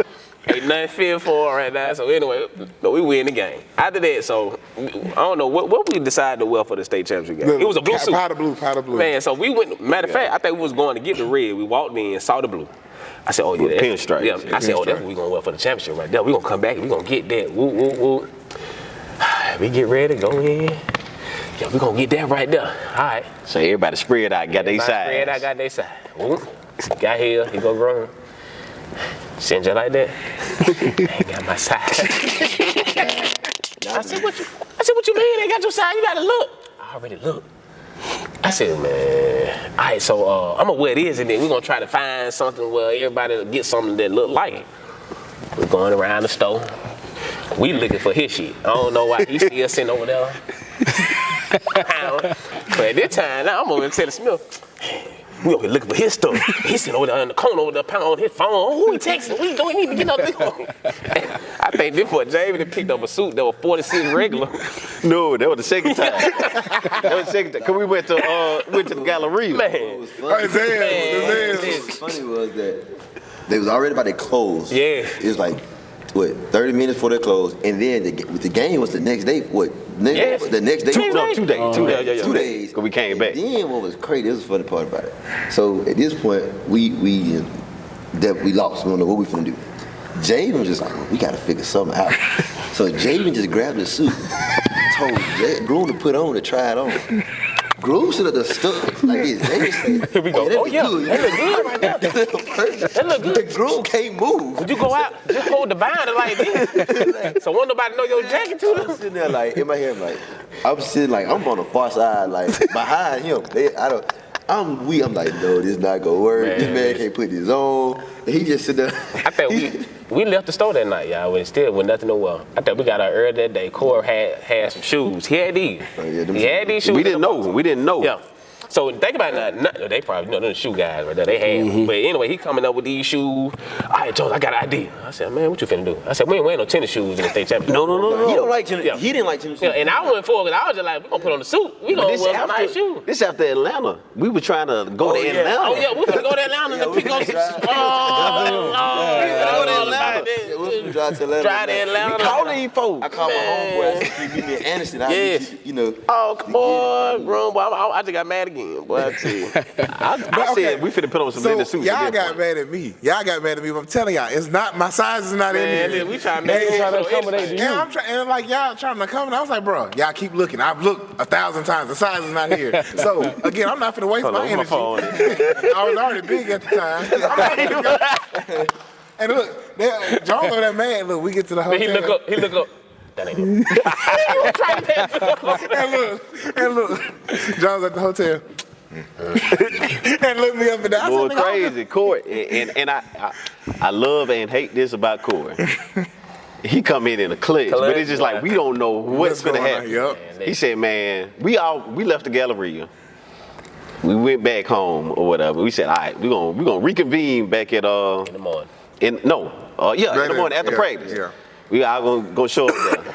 And Corey had a Nike box in his hand, and I'm looking like, Where he go with this? whatever. All right. At this point, like I don't care what we were. We were coach's shirts. We come out there with old dogs. I don't care. It was finna get bad, yeah. Man, he went in there and he put on the black suit and he had on the shoes. So he came out, and I'm just looking like. I'm looking like it ain't. Okay, let's do it.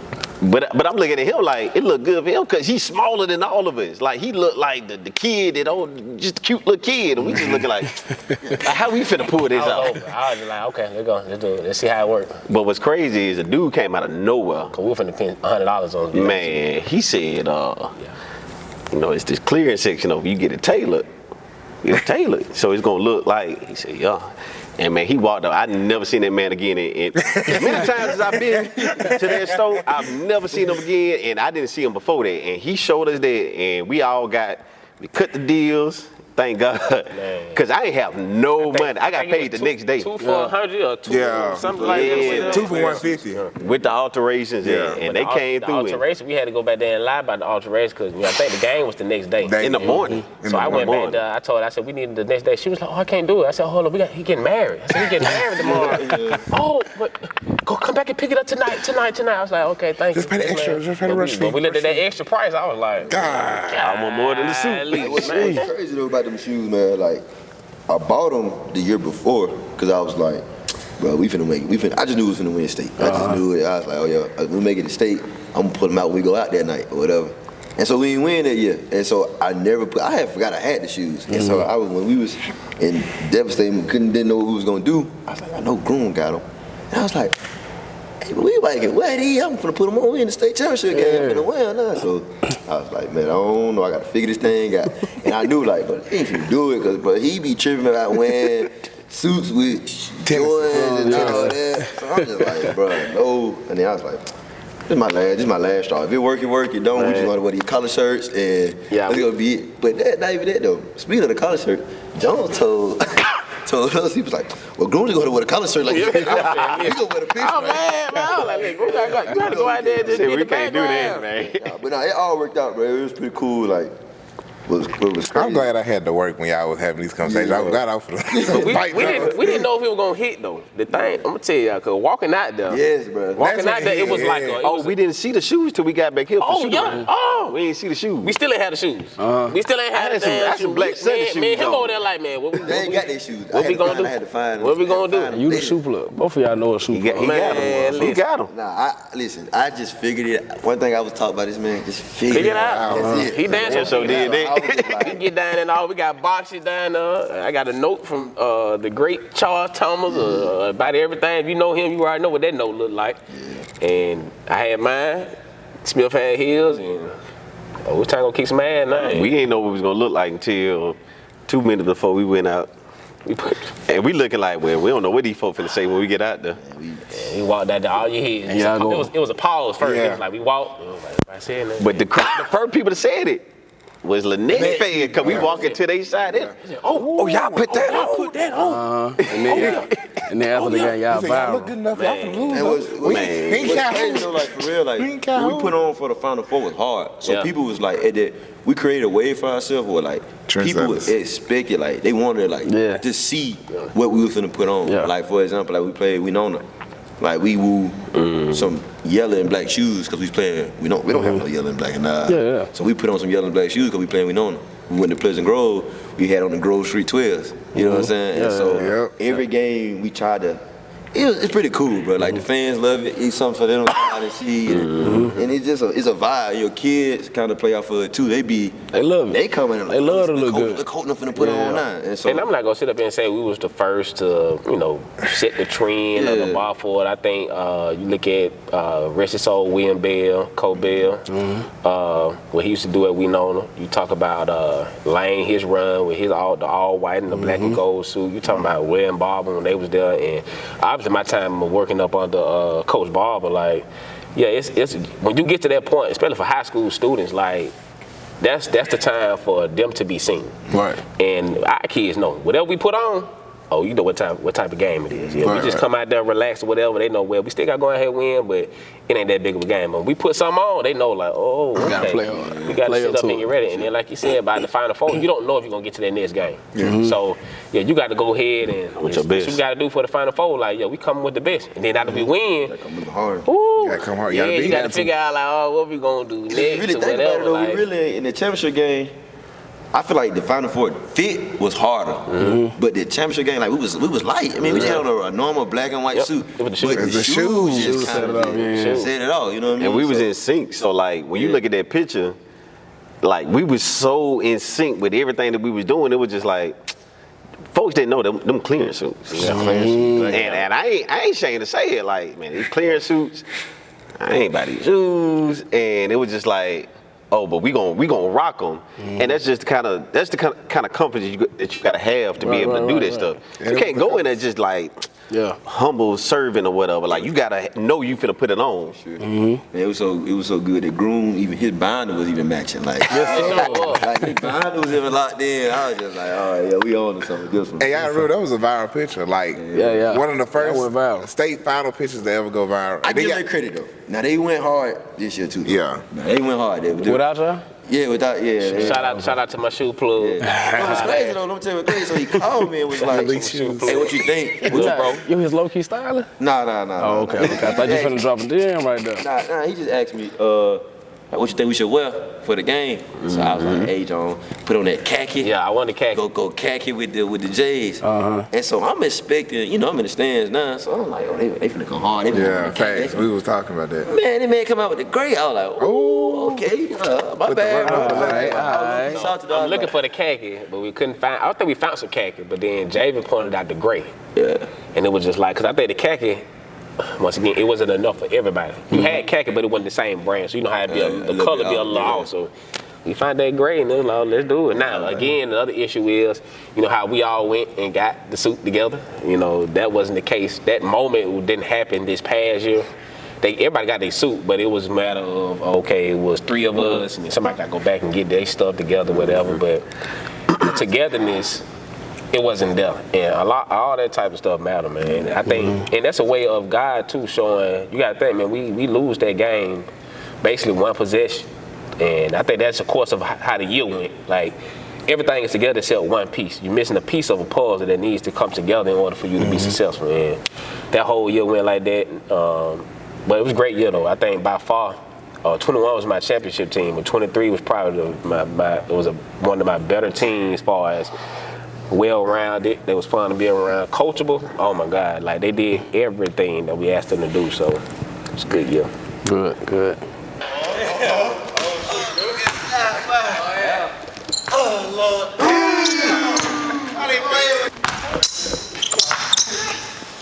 Come on, man.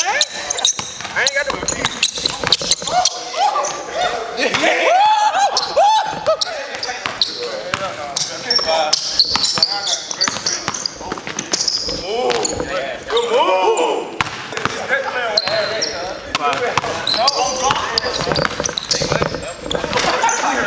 Look on groom. You get a chance to knock off Jakor right here, and then you see Courtney right here twice a year. What are you expecting when you play against each one? I will say this, I already coached against Corey. It's a funny story. We actually crossed paths his first year coaching AAU and like my second in a tournament. And it was in the semifinal, I believe. Yeah, it was in the semifinal. And it was, like I said, Corey is a great coach, but I just had a little more experience. And he came back on me. I started out strong, but he came back. And he didn't finish the job, but I ended up getting the win. So, again, I'm excited because I know he's going to bring it. He told me a few months ago when I got the job at 10, he said, I need 2 games because I'm going to beat your ass. So I'm excited about that. And Courtney, that's an area game. So area games mean more than any other game. I've learned that in my years of being here. The games that you are playing outside the area, those are preparing you for the area games. So, I was here last year when Taryn played midfield, and it wasn't a game. It wasn't by any means. So my job right now is just, trying to get the boys better so we can at least make that push. That way when the area tournament comes, at least when that 2-3 seed, we fighting for a chance to play in the area championship. Because, if you win that game, you're in the sub-regional. Or if you make it to that area championship, you'll be in the sub. Mm-hmm. So that's the thing. That's why I've been telling myself, I say, if I can make it to a sub, anything can happen. Anything. Whether I'm playing the team that won the area or the team that lost the area, anything can happen. So that's the main thing. I'm excited to be playing them, though. I'm excited to come back to where really my coaching career really kicked off. You know, I know it's gonna be some heckling fans here. I'm not worried about that though. Yeah, we already got the store lined up, man. They're gonna be ready to play. And so, like I said, I'm excited though. It's gonna be a fun time, and I'm ready for the competition. Anything to say to him? Anything friendly? Anything not so friendly you want to say to him? As far as the game? Yes. As far as the year? I can say as far as the game, I mean, from a competitive standpoint, I really do. I do hope they do come prepared. From a standpoint of this, I tell Groom all the time, what I'm excited about, even with both of them, is to be able to sit back and not necessarily sit back because we still in the game together, but to be able to just look and see how they get better as time goes on. Take for what they learn from us and do what they do and build on to it to where I can eventually reach out and call them and say, listen, man, I saw you do such and such and such. Come, you know, show me what you did. You know, we can talk about it in the summer or whatever, but that's what I'm more excited about, just to see them go throughout this year, how they're going to build those programs to win a program, because at the end of that, how I feel, how this whole coaching thing need to go anyway is as one. We should all move as one. We should all be happy when someone else celebrates or someone else is winning, you know, especially like I'm all for it. It's not an anti or nothing, whatever. I'm all for it. Somebody that looked like me and that came from where I'm from, I want them to be just as successful. And I'm God willing, I hope I do, but I may not win another championship, and they may go on to win 3, 4, or 5. There's no reason for me to be bitter. We did it together. They still doing it because obviously they keeping this game that we got called basketball to continue to minister young men, to continue to make sure that we putting out, you know, good citizens in this world to be great.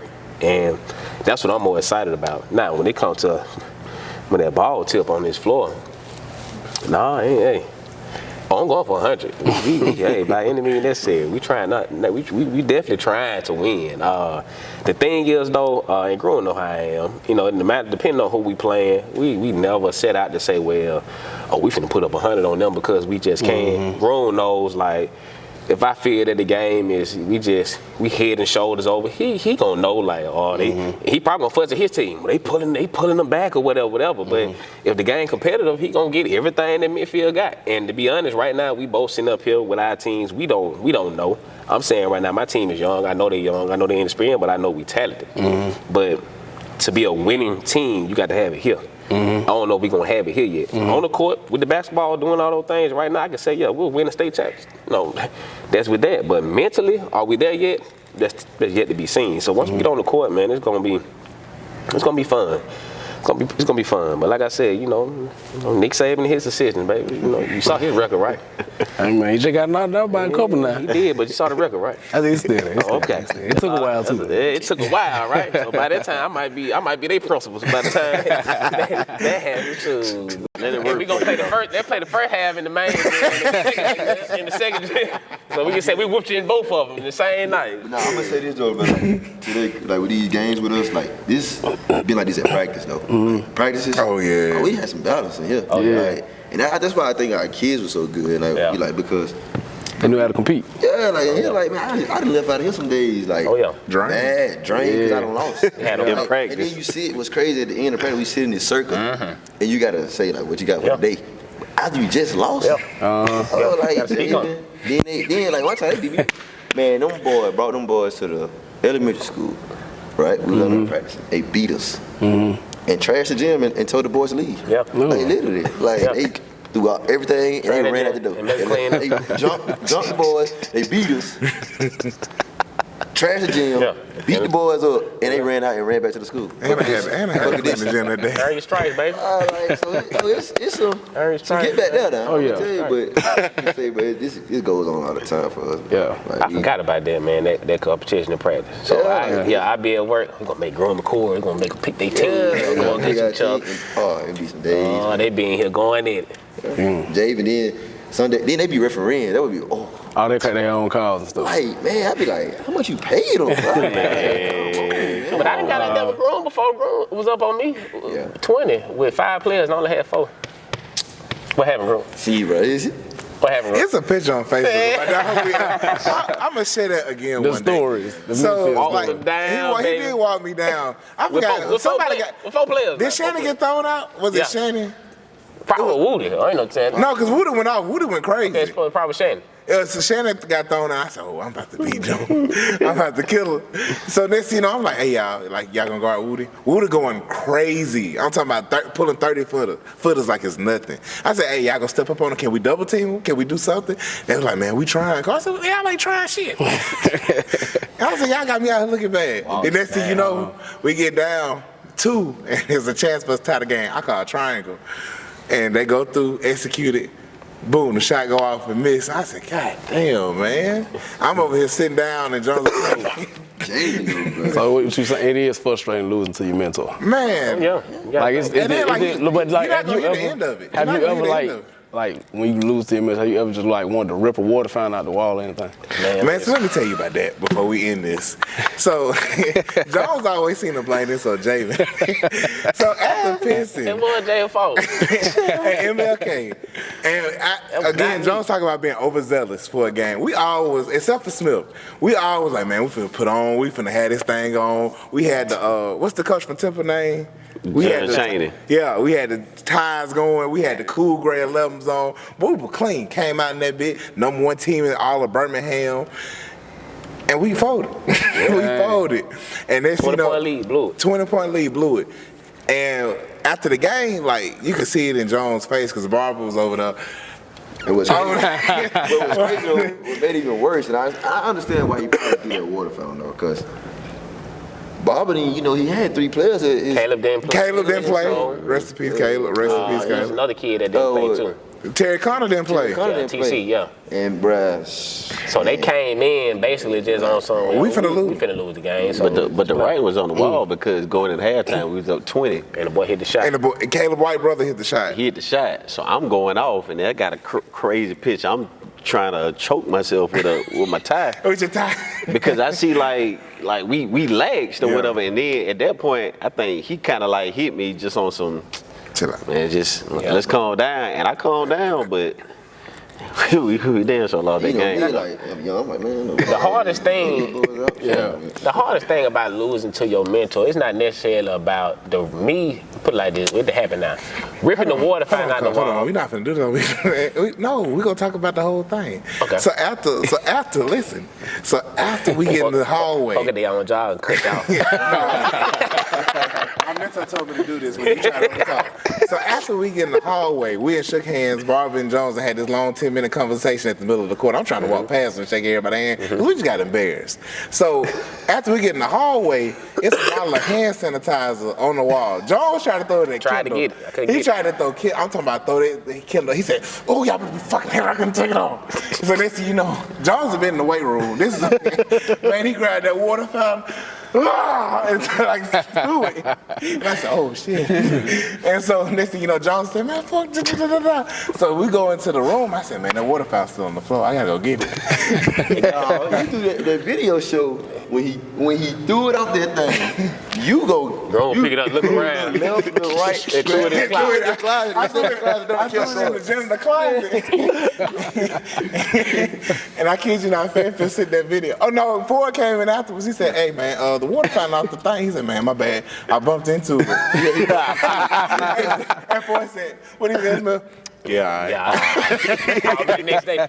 Hey, you talking about you running that? You ripped that thing all that, man. Oh, send me the video. I was like, oh yeah, my bad, dog. Time, I don't know what's going on. All I know is after the game, he go off, and I'm over there. He picking up that stuff. I'm picking up the stuff as he throw it. All right, in let me put somebody's this up. classroom.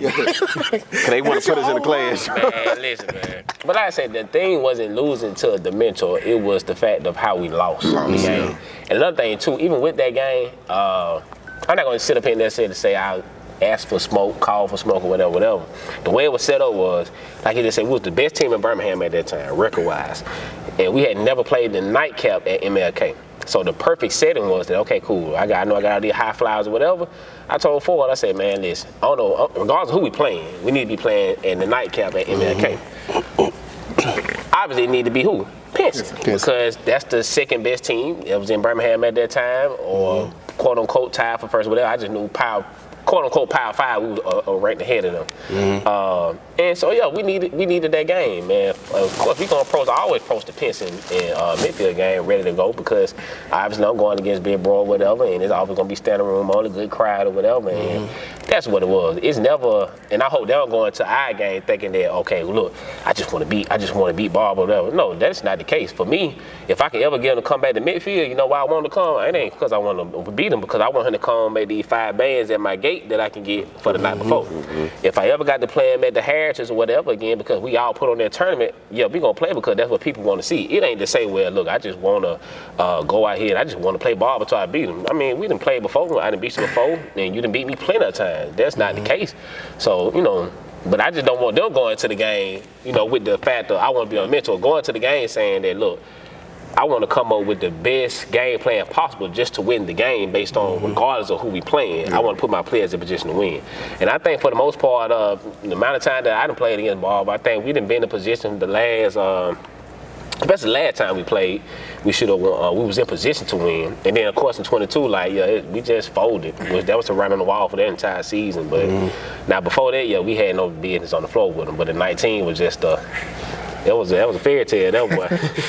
Fairy tale, that game, I didn't look at the clock probably twice. That was it. I looked at the clock at halftime, because the plan was going into that game was, listen, y'all, we getting ready for air. If we down 20, big game, y'all not going to get back in the game. Halftime, I don't know. We hit the shot or can't hit the shot? We hit the shot. We hit the shot at half. Yeah, Fat hit the shot at half court. I look at the clock. I said, "Oh, that was Hansville." Pause. That was Hansville. Oh shit, I don't know. Remember that was Hansville. Well, somebody hit Jordan Pollard. Okay, well somebody hit a half court shot at Pinson. Was at Pinson. I said, "Okay, cool." I said, "Well, we still in strike at this." By the time we hit the step, Anthem already knew we were finna say, "Oh, cool, we going back out there. We gonna still play." Me and Jay, they're going. They play. Play the game out. DT hit a corner 3. Out the bat, boy. And it went in, and all I know is the crowd behind us just went crazy. Ah! I look up at the clock, it's like 1 minute and 45 seconds left, and we up 8. Yeah. I turned around, I told you, hey, we finna win this. We finna win this. I didn't know the whole time that we playing behind or whatever. I looked at myself, we winning. I said, we finna win this game. And from that point on, it was more like, listen, y'all, just stay in front of them, don't go for no steals. I said, they ain't got no answer for Ant. Every time we come down the floor, we gonna throw the ball to Ant, or if you shoot, he gonna get the rebound. Just make sure y'all, if y'all gonna miss, make sure he's in the process where he can get the rebound and go back up. And we end up beating that night. But you know the crazy part about it? It was probably only, in that first year, it's probably a total of 50 people in that gym. And that's accounting for, again, the players, for both teams, the coaches, our cheerleaders, Plainview was in the scouters that night, and but another thing that's good about it, everybody that was with us from the time of we was 3-9 or 2-12 or whatever, all the way to the point till we won. Them same people was in that gym that night. Yeah. Or they kept up with us throughout that time, so that was something special about that too, and that was almost like that was basically the beginning of, oh, we can do a little something, you know. And again, too, a mistake that I hope they don't make was we won that game, and being a young coach, first year coach rather, forgot about the work that needed to be put in after that to continue your season to go on. Because I can remember too, going out with my mentor at lunch, getting ready for the sub reason. He was like, "Man, how you feel?" I said, "Oh man, I ain't studying for. We gonna splatter them." Whoop, whoop, whoop, whoop, whoop. And I can remember the team coming in here. We looking at them like, "Yo, we finna kill them folks." We sitting against that wall right there. We looking, and they got a kid out there basically with one arm, and that game there, boy, went against our morals. Went against our morals of that player contract for a child, and went out there and turned the ball over 4 times in a crucial situation. Different path for the game like you needed to, because you get that one win, you just start feeling like you were just above everything and all that kind of stuff there. So that taught us a lesson, you know, moving forward. But again, we here today because of, you know, we learned from all those ass whoopings and doing wrong things, and you know, we just need to be the example for somebody else that's trying to do this thing. Yes, sir. Yeah. Well, this is interesting. You can start off. Well, yeah, we'll start you off here. Well, if people want to donate to the team, how can they donate to you, and then we'll go all the way across. If you want to donate to the Wildcats, you can donate at Balin Groom 33 on Cash App. How you spell your name? BAYLNGROOM 33. I thought your name was Tellis. You ain't got no I in your name. It's time for me to go. I just don't get this. You do gotta go. Jamel, stop. Go ahead, Jacory. You can, same thing you want to donate to us is on Cash App. You can, Cash App is AAHS Hoops. Money sign AHS Hoops. AAHS Hoops. Send it there and just put, whoever you are. Thank you. All them planes y'all flying, y'all need money. I mean, who don't need money? Who don't like money? Big money. It ain't. But I remember back in the day, but we were $5,000 negative. $10,000 in the hole. And when nobody comes to the game. Nobody coming. They ain't talking about figure it out. We figured it out though. We good now. Somewhat. Anybody want to donate to Midfield? Cash App tag is Midfield Hoops, or you're more than welcome. Just come up here and drop off a donation. It don't necessarily have to be monetary. It could be anything as far as you want to provide for the program. You can just brace us with your presence as long as it's positive. Speaking to our young men every day, they need that positive influence. Try not to be hypocritical if you can, but just come in and just brace us with your presence, monetary or any item that you want to just drop off and donate. Midfield Hoops is the Cash App tag, and as I said, you can always come down High School Road, stop by in the office, and give what you need to give then too. Well, that sounded like a old school coach right there. That's what I'm gonna be like that. Y'all wanna do it again? Y'all wanna do it again? He's just sassy, like he's so sassy. Make sure you go to him first. You go to us last. That'd be the problem, bro. Hey, He can't follow them. He can't follow. I'm glad he went last. You can't follow, baby. y'all came at these folks strictly about money. I figured that out a long time ago. You can't come at these folks about money, man. You gotta get them here first, and then when they see what's going on, they'll be like, oh, okay. Remember that first year I put that whole little post? Donate money. Then nobody did. When folks start coming in and start seeing that what they start doing. Oh, okay, yeah. For all they know, we trying to get our OnlyFans jumping or something. They don't trust all that, man. Oh, man. And on that note, I appreciate y'all. Tune in to About the Blow podcast. And you can put in Jones on OnlyFans and Black. My OnlyFans tag, baby. Big Meat. Get with me. David on 3rd Avenue. Baby. The man's coat. Hey. Oh, man. Y'all crazy. Get out of here, man. Be late. Appreciate it.